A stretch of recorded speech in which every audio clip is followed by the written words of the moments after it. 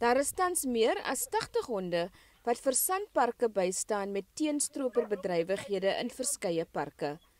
Dit is op nasionale vlak 'n spelwisselaar met 90% van alle inhegtenisnemings wat deur die hond en sy hanteerder moontlik gemaak is. Stropers wat die Addo Olifant Nasionale Park in hulle vizier het, moet ligloop. Die hindernisbaan wat vandag deur die ere veldwagters geskenk is, gaan die honde fiks hou om stropers in hulle spore te stuit. They work incredibly hard, and how the obstacle course is going to help us is that it just gives another element to what the dogs can do. So in terms of their fitness, it will really help with keeping their fitness up, keeping their brains working, so it's something to challenge them. Ismail Matthijsse is nou al vir 5 jaar die hond Bullet se hanteerder. In die velden is het 'n bietjie difficult.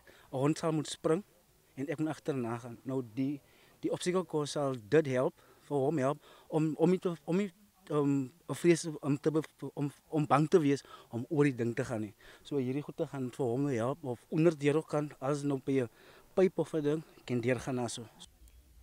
Die park het meer as 100 ere veldwagters. Die hindernisbaan is geskenk nadat 'n behoeftebepaling gedoen is. Ons het mense wat honde hanteer en hulle weet wat die stories is met die honde. En hulle het gegaan en uitgevind of ons 'n obstacle course kan maak. Die honde word gereeld by die park se ingang en uitgang ingespan. Hulle doen ook patrollies saam met hulle hanteerders.